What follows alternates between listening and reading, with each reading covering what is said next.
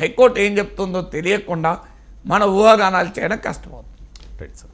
ఇక జగన్పై హోదా అస్త్రం ఢిల్లీ వేదికగా 2న దీక్ష జరిగే అవకాశం ఉంది సార్. రేపటికల్లా హస్తనకు రావాలని పీసీసీ ముఖ్య నేతలు కూడా షర్మిల పిలుపునిచ్చారు. ఇక్కడ పాయింట్ ఏంటంటే సార్, హోదా ఇస్తామని విస్మరించిన భారతీయ జనతా పార్టీ, మెడలు వంచి హోదా తెస్తామని అప్పుడు ఎన్నికల హామీగా చెప్పిన జగన్మోహన్ రెడ్డి, ఈ ఇద్దరిని కూడా షర్మిల టార్గెట్ చేయబోతోందా ఈ హోదా అస్త్రం ద్వారా? అంతే కదండి.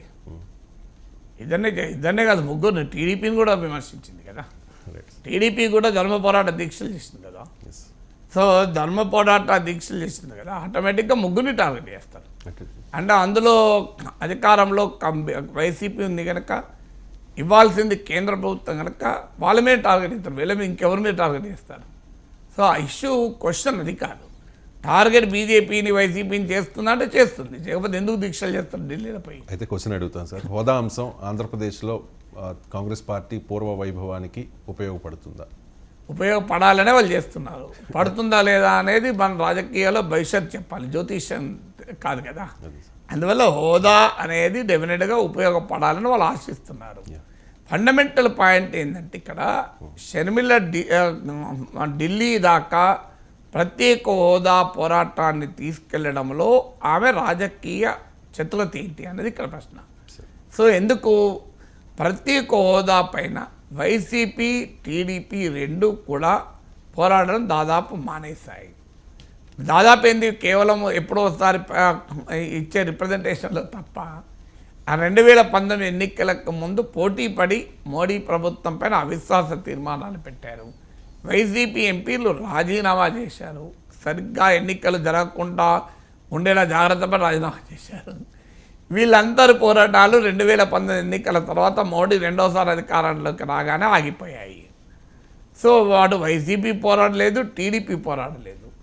వైసీపీ పోరాడినప్పుడు వాస్తవంగా టీడీపీకి రాజకీయ అవకాశం, కానీ టీడీపీ కూడా భయమో భక్తో తెలియదు, కానీ వారు కూడా బీజేపీతో అనుకూలంగానే ఉన్నారు.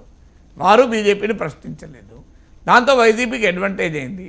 అంటే తాము ప్రశ్నించకపోయినా కూడా ప్రధాన ప్రతిపక్షం కూడా ప్రశ్నించడం లేదు కనుక ఆ అంశం వైసీపీకి పొలిటికల్గా ఇంతవరకు నష్టం చేయదని వాళ్ళు భావించారు. సో బీజేపీ ఎలాగూ రాష్ట్రంలో లేదు, అందువల్ల బీజేపీని ప్రశ్నించే వాళ్ళు వైసీపీ లేదు, టీడీపీ లేదు, జనసేన లేదు, ప్రత్యేక హోదా ఇవ్వనందుకు, విభజన హామీలు అమలు చేయనందుకు. సో ఈ పరిస్థితుల్లో షర్మిల ఎంటర్ అయితే ఆ ఇష్యూ ఖాళీగా ఉంది, ఎవరు పట్టుకోలేరు. వైసీపీ పట్టుకోలేదు, టీడీపీ పట్టుకోలేదు, జనసేన పట్టుకోలేదు. ఆ ఇష్యూ మరి ప్రజల్లో ఎంత మేరకు ఉంది అది మనం చూడాల్సిందే. ఎంత మేరకు ఉంది అన్న దానికి మెజర్మెంట్కి ఏది లేదు కదా, రాజకీయాల్లో ఒక ప్రయత్నం చేయడం తప్ప. అందువల్ల ప్రత్యేక హోదా అనే అంశాన్ని రెండు ప్రధాన పార్టీలు, అధికార ప్రతిపక్ష పార్టీలు వదిలేశాయి కనుక అది డెఫినెట్గా షర్మిలకు ఒక అవకాశాన్ని ఇచ్చింది. అది ఢిల్లీలో పెట్టడం ద్వారా దేశ రాజకీయాల్లోకి కూడా ఈ అంశాన్ని తీసుకెళ్లడము, బీజేపీని కార్నర్ చేయడము, వైసీపీ టీడీపీలని ఇరకాటంలో పెట్టడం. ఎందుకంటే మరి ఇప్పుడు ప్రత్యేక హోదా పైన ఆమె పోరాడుతుంటే టీడీపీ మద్దతు ఇవ్వాలి కదా, వైసీపీ మద్దతు ఇవ్వాలి కదా. షర్మిలకు పక్క పెట్టండి, ప్రత్యేక హోదా మద్దతు ఇవ్వాలి కదా, లేదా మీరు కూడా సెపరేట్గా పోరాడండి.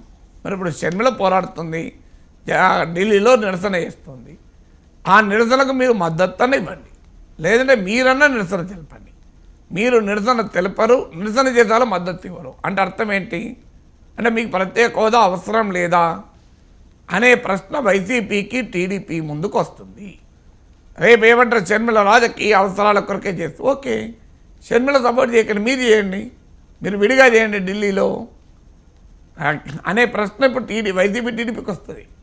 ఆ ప్రశ్న వైసీపీకి టీడీపీకి వేయడం ద్వారా కాంగ్రెస్ తన రాజకీయంగా ప్రయోజనం పొందాలని చూస్తుంది కదా.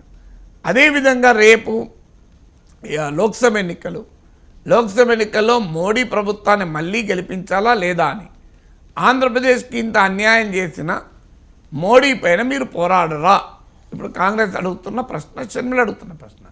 అందువల్ల ఢిల్లీలో దీక్ష చేయడం ద్వారా లోక్సభ ఎన్నికల్లో బీజేపీని ఎదుర్కోవటానికి కాంగ్రెస్ ఒక అస్త్రాన్ని ఉపయోగించడం, అధికార వైసీపీ ప్రతిపక్ష టీడీపీలను ఇరకాటంలో పెట్టడం, కాంగ్రెస్ పార్టీకి ఒక పొలిటికల్ అంశాన్ని తేవడం ఆమె ఉద్దేశం.